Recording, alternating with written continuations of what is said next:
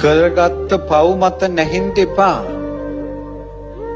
යම් දවසක නිවන ගැන ඇහුවනම්, සුගතිය ගැන ඇහුවනම්, අපාය දිව්‍ය ලෝකෙ ගැන හොඳට ඇහුවනම්, මොලේට කල්පනා වුණා නම්, අපිටත් වැටුණා නම් අපි පව් කරන්නේ නැහැ. කාගේ හරි අතින් පව් සිද්ධ වෙලා තියෙනවා නම් ඕවා නොදැනුන නිසා, නොදන්නා නිසා, නොකියු නිසා, බේරගන්න කෙනෙක් නැති නිසා වැරදි වුණා කියලා නැහින්න එපා. ඒ මත්තේ ඉන්න එපා. දැන් ගැලවෙන පොටක් හොයාපල්ලා. තිරිසන් ලෝකේ කිව්වොත් දොරවල් කීයක්ද?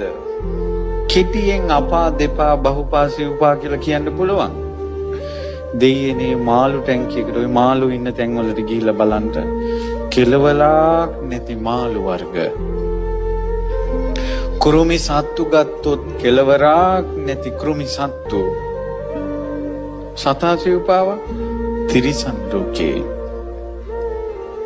තිරිසන් ලෝකේ විඳවනවා. කාට නම් දුක කියන්නද?